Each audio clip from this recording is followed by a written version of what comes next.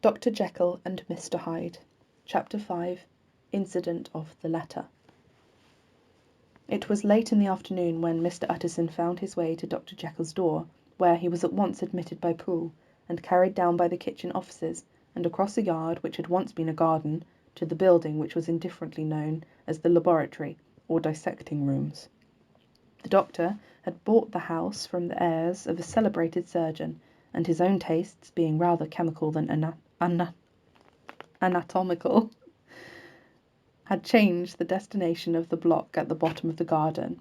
It was the first time that the lawyer had been received in part of his friend's quarters, and he eyed the dingy, windowless structure with curiosity, and gazed around with a distasteful sense of strangeness as he crossed the theatre, once crowded with eager students, now lying gaunt and silent, the tables laden with chemical apparatus, the floor strewn with crates and littered with packing straw, and the light falling dimly through the foggy cupola. At the further end, a flight of stairs mounted to a door covered with red baize, and through this Mr. Utterson was at last received into the doctor's cabinet. It was a large room, fitted with cheval glass and a business table, and looking out upon the court by 3 dusty windows barred with iron. The fire burned in the grate. A lamp was set lighted on the chimney shelf, for even the houses of the fog began to lie thickly, and there, close up to the warmth, sat Dr. Jekyll, looking deadly sick. He did not rise to meet his visitor, but held out a cold hand and bade him welcome in a changed voice. "And now," said Mr. Utterson, as soon as Poole had left them, "have you heard the news?" The doctor shuddered. "They were crying it in the square," he said. "I heard them in my dining-room." "One word," said the lawyer. "Carey was my client, but so are you, and I want to know what I am doing. You have not been mad enough to hide this fellow?" "Utterson, I swear to God," cried the doctor, "I swear to God I will never set eyes on him again. I bind my honour to you that I am done with him in this world. It is all at an end, and indeed he does not want my help. You do not know him as I do. He is safe, and he is quite safe. Mark my words, he will never more be heard of." The lawyer listened gloomily. He did not like his friend's feverish manner. "You seem pretty sure of him," said he, "and for your sake I hope you may be right. If it came to a trial, your name might appear." "I am quite sure of him," replied Jekyll. "I have grounds for certainty that I cannot share with anyone, but there is one thing on which you may advise me. I have received a letter, and I am at a loss whether I should show it to the police. I should like to leave it in your hands, Utterson, if you would judge wisely. I am sure I have so great a trust in you." "You fear, I suppose, that it might lead to his detection?" asked the lawyer. "No," said the other. "I cannot say that I care what becomes of Hyde. I am quite done with him. I was thinking of my own character, which this hateful business has rather exposed." Utterson ruminated a while. He was surprised at his friend's selfishness, and yet relieved by it. "Well," said he at last, "let me see the letter." The letter was written in an old, upright hand, and signed Edward Hyde, and it signified, briefly enough, that the writer's benefactor, Dr. Jekyll, whom he had so long, so unworthily repaid for 1,000 generosities, need labour under no alarm for his safety, as he had means of escape on which he placed a sure dependence. The lawyer liked this letter well enough. It put a better colour on the intimacy that he had looked for, and he blamed himself for some of his past suspicions. "Have you the envelope?" he asked. "I burned it," replied Jekyll, "before I thought what I was about. But it bore no postmark. The note was handed in." Shall I keep this and sleep on it?" asked Utterson. "I wish you to judge for me entirely," was the reply. "I have lost confidence in myself." "Well, I shall consider," returned the lawyer. "And now one word more. It was Hyde who dictated the terms in your will about that disappearance." The doctor seemed seized with a qualm of faintness. He shut his mouth tight and nodded. "I knew it," said Utterson. "He meant to murder you. You have had a fine escape." "I have, what is far more to the purpose," returned the doctor solemnly. "I have had a lesson. Oh God, Utterson, what a lesson I have had!" And he covered his face for a moment with his hands. On his way out, the lawyer stopped and had a word or two with Poole. "By the by," he said, "there was a letter handed in today. What was the messenger like?"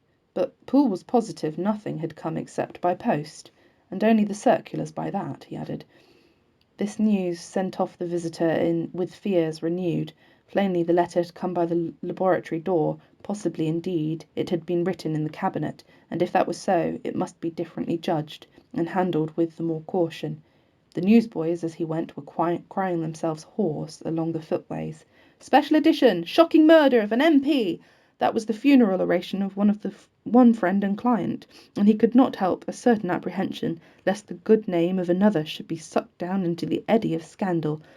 It was, at least, a ticklish decision that he had to make, and self-reliant as he was by habit, he began to cherish a longing for advice. It was not to be had directly, but perhaps he thought it might be fished for.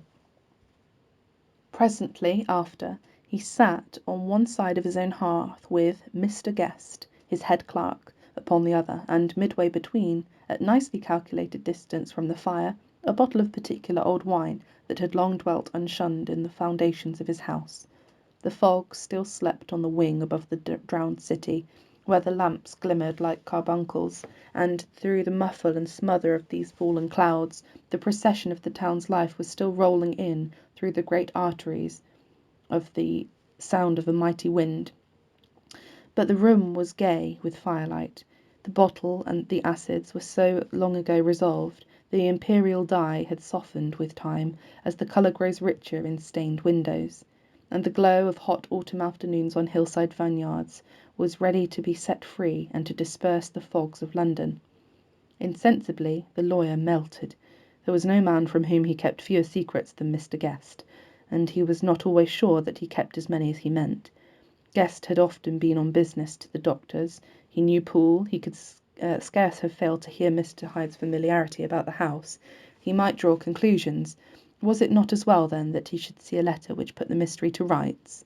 And above all, since Guest, being a great student and critic of handwriting, would consider the step a natural and obliging. The clerk, besides, was a man of counsel. He would scarce read so strange a document without dropping a remark, and by that remark Mr. Utterson might shape his future course. "This is a sad business about Sir Danvers," he said. "Yes, sir, indeed. It has elicited a great deal of public feeling," returned Guest. "The man, of course, was mad." "I should like to hear your views on that," replied Utterson. "I have a document here in his handwriting. It is between ourselves, for I scarce knew what to do about it. It is an ugly business at the best. But there it is, quite in your way. A murderer's autograph." Guest's eyes brightened, and he sat down at once and studied it with passion. "No, sir," said he, "not mad, but it is an odd hand." "And by all accounts a very odd writer," added the lawyer. Just then the servant entered with a note. "Is that from Dr. Jekyll, sir?" inquired the clerk. "I thought I knew the writing. Anything private, Mr. Utterson?" "Only an invitation to dinner. Why? Do you want to see it?" "One moment. I thank you, sir." And the clerk laid the 2 sheets of paper alongside and sedulously compared their contents. "Thank you, sir," he said at last, returning both. "It's a very interesting autograph." There was a pause, during which Mr. Utterson struggled with himself. "Why did you compare them, Guest?" he inquired suddenly.